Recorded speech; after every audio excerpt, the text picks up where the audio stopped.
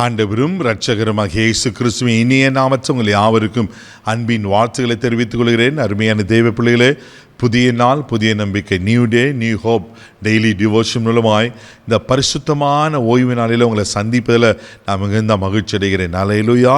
இந்த வருஷத்தினுடைய கடைசி ஓய்வு நாள் பாருங்கள், ஏறக்குறைய 52 வாரங்களை இந்த கர்த்தர் நம்மளுக்கு காண உதவி செய்தார் அல்லவா.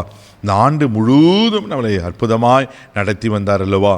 ஒவ்வொரு ஓய்வு நாளிலும் ஆண்டவர் அற்புதமான ஆலோசனைகளை, அறிவுரைகளை கொடுத்து நம்மளை அற்புதமாய் நடத்தி வருகிற பார்த்தோம்.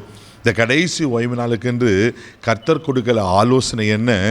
சங்கீதலின் புஸ்தகம் 139 சங்கீதம் 23வது வசனத்தை கூட வாசிக்க கேட்போம். தேவனே, என்னை ஆராய்ந்து என் இருதயத்தை அறிந்து கொள்ளும், என்னை சோதித்து என் சிந்தனைகளை அறிந்து கொள்ளும். அல்லேலூயா.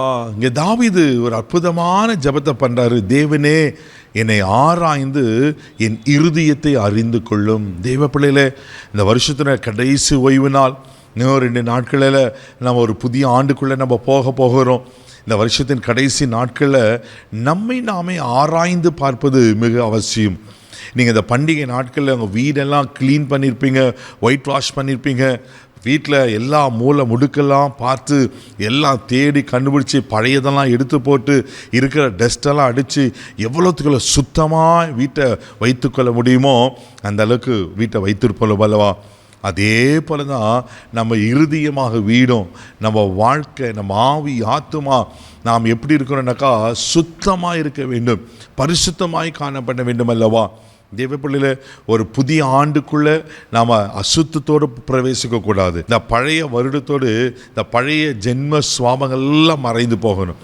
தேவையில்லாத அசுத்தமான காரியங்கள், பாவமான காரியங்கள் எல்லாவற்றையும் நம்ம உதறி தள்ளிவிட்டு ஒரு புது மனுஷனாய் ஒரு புதிய ஆண்டுக்குள்ளே போக வேண்டும் என்று கர்த்தர் விரும்புகிறார்.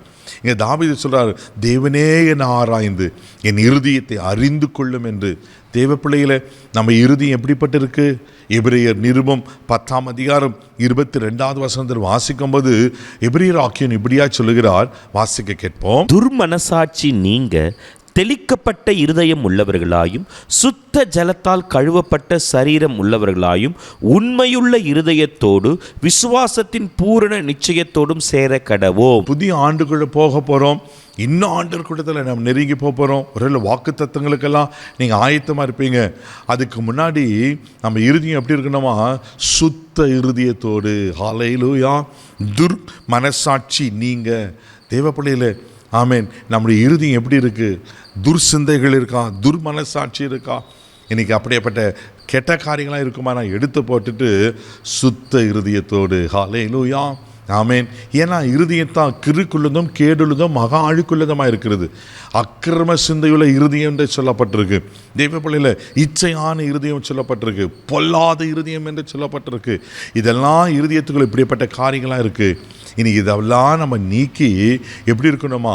சுத்த இருதயத்தோடு. ஹல்லேலூயா. எபிரேயர் 3ஆம் அதிகாரம் 12ஆம் வசனம் கூட வாசிக்கும் போது இப்படியா சொல்லப்பட்டிருக்கு, வாசிக்க கேட்போம். சகோதரரே, ஜீவனுள்ள தேவனை விட்டு விலகுவதற்கு ஏதுவாக அவ்விசுவாசமுள்ள பொல்லாத இருதயம் உங்களில் ஒருவனுக்குள்ளும் இராதபடிக்கு நீங்கள் எச்சரிக்கையாயிருங்கள். பாருங்களேன், அவ்விசுவாசமுள்ள பொல்லாத இருதயம். ஆமே.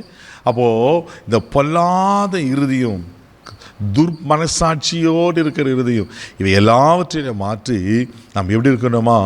தேவ பிள்ளையில, ஆமென், தேவ அன்பினால் நிறைந்த இருதயத்துக்குள்ள. ரோமர் 5:5 வாசிக்கிறோம், நம்ம இருதயங்களில் தேவ அன்பு ஊற்றப்பட்டு இருக்கணும். ஹல்லேலூயா.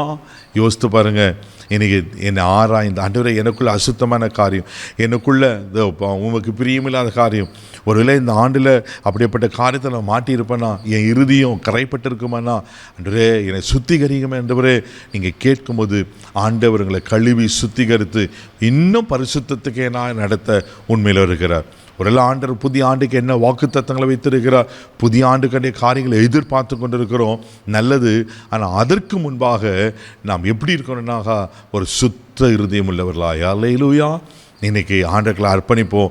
ஆண்டவரே, ஆராய்ந்து உங்களை நீங்கள் ஆராயுங்க. இன்றைக்கி ஒப்பு கொடுக்க வேண்டிய, அர்ப்பணிக்க வேண்டிய காரியங்களை அர்ப்பணித்து சுத்திகரிக்க வேண்டிய சுத்திகரிங்க. கர்த்தர் நிச்சயமாய் புதிய ஆண்டு உங்களுக்கு ஆசீர்வாதமாய்ப்பார். கண்களை மூடி நம்ம ஜெபிப்போம். அன்பு தகப்பனே, உமக்கு நன்றி சொல்லி துதிக்கிறோம், ஸ்தோத்திரம்ப்பா. தேவனே என்னை ஆராய்ந்து என் இருதயத்தை அறிந்து கொள்ளும் என்று தாவீது சொல்கிறோமா. அப்பா ஆண்டவரே எங்கள் இருதயத்தை அறிந்து கொள்ளுங்கப்பா. ஆண்டவரே இருதயங்களுக்கு உமக்கு பிரியமில்லாத காரியங்கள் ஆண்டவரே பொல்லாத இருதயமாண்ணா, இச்சையான இருதயம் இருக்குமாண்ணா, ஆண்டவரே ஒரு விசுக்கூட சுத்திகரித்து பரிசுத்தப்படுத்தும்படியாக ஜெபிக்கிறோம். இந்த வருஷத்தின் கடைசி நாட்களில் ஆண்டவரே நாங்கள் சுத்தமாக்கப்பட்டவர்களாய், ஆமென், அன்றே பரிசுத்தமாக்கப்பட்டவர்களாய் உங்கள் ஒரு புதிய ஆண்டுக்குள்ளே நாங்கள் பிரவேசிக்க கிருபை பாராட்டும்படியாக ஜெபிக்கிறோம். அன்பின் கரத்தில் தாழ்ச்சி ஒப்பு கொடுக்கிறோம். இந்த நாள் முழுவதும் கரம் எடுத்து நடத்தும் பொறுப்பெடுத்துகளும் இயேசுவின் மூலம் ஜெபம் கேளும் பிதாவே, ஆமென். உங்களை சுத்திகரித்து கொண்டு புதிய ஆண்டுக்குள்ளே போங்க. கர்த்தர் உங்களை ஆசீர்வதிப்பார். God bless you.